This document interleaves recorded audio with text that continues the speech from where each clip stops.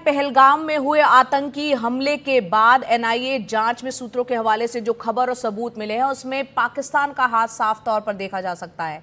भारत ने पाकिस्तान के खिलाफ अब तक कई सख्त कदम उठाए हैं। आतंकवाद के खिलाफ और पाकिस्तान को और अलग थलग करने की अब तक की भारत की स्ट्रैटेजी पर बात करने के लिए हमारे साथ दो खास मेहमान जुड़ रहे हैं। डॉक्टर अरविंद गुप्ता, जो कि विवेकानंद इंटरनेशनल फाउंडेशन के डायरेक्टर हैं और डिप्टी नेशनल सिक्योरिटी एडवाइजर और सेक्रेटरी भी रह चुके हैं। साथ ही साथ lieutenant general retired R K. Sahni sahab, जो कि deputy chief of army staff है। आप दोनों का बहुत बहुत शुक्रिया हमसे जुड़ने के लिए। डॉक्टर अरविंद, सबसे पहले मैं आपसे जानना चाहूंगी कि एनआईए की अभी तक की जांच में पाकिस्तान के खिलाफ पर्याप्त सबूत दिखाई दे रहे हैं। भारत ने जो भी कदम अब तक उठाए हैं, जो भारत की रणनीति रही है, उसे आप किस तरह से देख रहे हैं? एनआईए ने एक बड़ा अच्छा काम किया है और मुझे लगता है कि अभी और कई चीज़ें इसमें सामने आएंगी और ये बहुत ज़रूरी भी है, क्योंकि पाकिस्तान की तरफ से ये कहा जा रहा है कि अभी हमें कोई सबूत है नहीं और एक न्यूट्रल इंक्वायरी वगैरह होना चाहिए। तो ये जो सबूत अब सामने आ रहे हैं और जो शुरुआती जांच में एक उभर के आ रहा है कि एलईटी इसके पीछे था और इसके पाक हैंडलर्स ने उनको पूरा पीछे से इनको मास्टरमाइंड किया है, तो ये एक बहुत बड़ी एक महत्वपूर्ण एक कड़ी है। और अब हमारा जो इंटरनेशनल कम्युनिटी से जो हमारी बातचीत चल रही है, विदेश मंत्रालय जो है लगातार इंटरनेशनल कम्युनिटी से एक बातचीत कर रहे हैं, तो उसमें ये एक भारत का एक जो केस बनाने में बहुत मदद मिलेगी। लेफ्टिनेंट जनरल साहनी, आपसे समझना चाह रहे हैं कि आप क्या कहेंगे कि भारत की जो स्ट्रैटेजी, जो रणनीति है, उसको लेकर जिस तरह से भारत को इंटरनेशनल कम्युनिटी का सपोर्ट मिल रहा है, उस पर आपका क्या कहना है?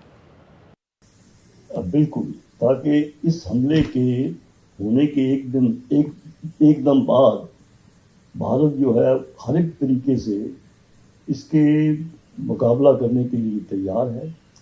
जैसे कि आपको पता होगा कि ये जो बड़ा ही प्लानिंग करके ये काम किया गया है, जो पाकिस्तान की आईएसआई ने इसके पीछे हाथ है, एलईटी है, और उन लोगों ने बड़ा सोच समझ के ये जो काम किया है, जिसका के उदाहरण नहीं मिलता, जिसके अंदर के उन्होंने पर्यटकों के ऊपर, टूरिस्ट के ऊपर, जो कि कभी हमला हुआ नहीं था, बड़ी देर हो गई है, पहले होते थे, छोटे हमले होते थे, तो बड़े सोचने के बाद उन्होंने ये जो काम किया है, जिसके अंदर के 26 निर्दोष आदमियों की हत्या की है, उनकी फैमिलीज के सामने हत्या की है और चुन चुन के उनको धर्म पूछने के बाद हत्या की है। तो ऐसा प्रोवोकेटिव जो एक्शन था वो उन्होंने बड़ा सोच समझ के किया है। इसके अंदर ये कहना कि ये जल्दबाजी में हुआ है या इसकी प्लानिंग, तो इसकी बड़ी ज़बरदस्त प्लानिंग हुई थी।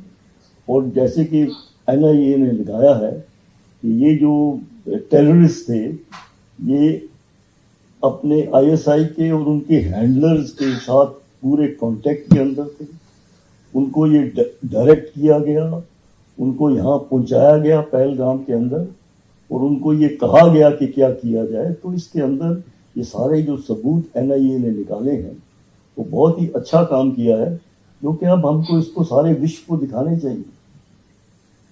डॉक्टर अरविंद, आपसे ये भी समझना चाह रहे हैं कि जिस तरह से भारत ने सिंधु जल समझौता स्थगित करना हो, वीज़ा या फिर अटारी बॉर्डर या एयर स्पेस से जुड़े जो भी एक्शन अभी तक लिए हैं पाकिस्तान के खिलाफ, इन एक्शंस को आप कैसे देखते हैं?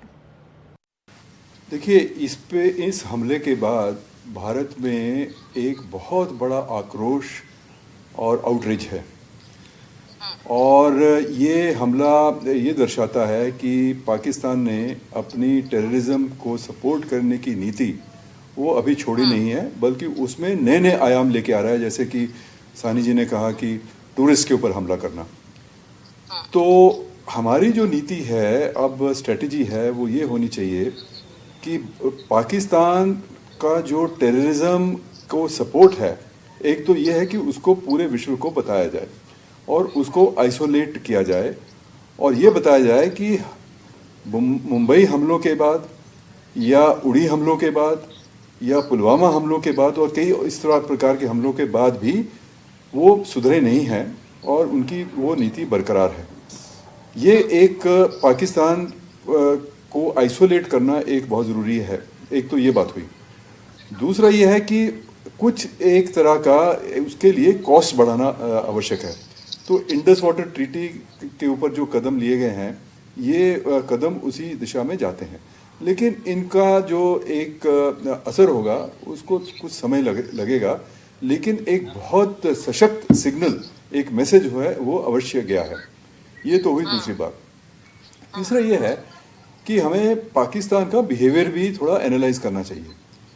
वो इतने बेशर्म और एक प्रकार से इम्यून हो चुके हैं कि उनको ऐसे वैसी छोटी मोटी चीज़ों से फ़र्क नहीं पड़ता, और वो अपना एलईटी, जैश ए मोहम्मद, नॉन स्टेट एक्टर्स, इनको लगातार यूज़ करते रहे हैं और शायद आगे भी वो करते रहेंगे, क्योंकि जब तक उनका आर्मी और आईएसआई और उनका लिंक नॉन स्टेट एक्टर्स के साथ है, वो भारत, इस समय भारत और पाकिस्तान के बीच में इकोनॉमिक गैप इतना बढ़ गया है और उनके यहाँ अंदर बहुत दिक्कतें हैं, तो वो टेररिज्म को एक अपने अंदरूनी मसलों से डाइवर्ट अटेंशन करने के लिए भी वो इस्तेमाल करते रहेंगे।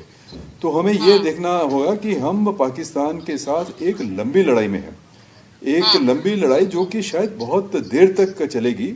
उसमें हमें सब प्रकार के जितने भी हमारे पास ऑप्शंस हैं उसका इस्तेमाल करना होगा। तो हमने अभी तक पिछले 8-10 दिन में वो सारी ऑप्शंस धीरे धीरे इस्तेमाल करना शुरू की हैं, लेकिन हमें एक लॉन्ग टर्म व्यू और एक स्ट्रेटेजिक व्यू लेना पड़ेगा कि पाकिस्तान की जो है वो किस प्रकार से उनके लिए टेररिज्म को सपोर्ट करने की कॉस्ट बढ़ाई है। डॉक्टर अरविंद, ये भी देखने में आ रहा है कि पाकिस्तान जो है वो अपनी हरकतों से बाज नहीं आ रहा। उसकी हरकत अब दुनिया के सामने है, बेनकाब हो चुकी है। बावजूद इसके एलओसी पर हम देख रहे हैं लगातार उसके द्वारा युद्ध विराम का उल्लंघन हो रहा है, फायरिंग हो रही है। देखिए, पाकिस्तान चाहता है कि किसी प्रकार से वो इंडिया को एग्रेसर घोषित करे। वो इसीलिए कह रहे हैं कि हम किसी भी समय युद्ध हो सकता है 48 घंटे में, 72 घंटे में, क्योंकि वो टेररिज्म पर तो वो बिल्कुल डाउन है इस समय। लेकिन अगर वो इंटरनेशनल कम्युनिटी की बताए कि भारत जो है एग्रेसिव है, बिना सबूत दिए वो अटैक कर दिया, तो वो उस प्रकार से हमको फंसाना चाहते हैं, और इसीलिए वो एक प्रोवोकेशन वगैरह चलती रहती है। लेकिन मुझे लगता है कि हमारे जो सैनिक हैं और जो हमारे सैन्य अधिकारी हैं, वो लोग, हम तो पाकिस्तान और एलओसी को दशकों से जानते हैं, वो इसको एक मैनेज करना वो कर लेंगे ठीक ठाक से। लेकिन हमें पाकिस्तान के ट्रैप में नहीं फंसना है, ये हमारे लिए बहुत ज़रूरी है।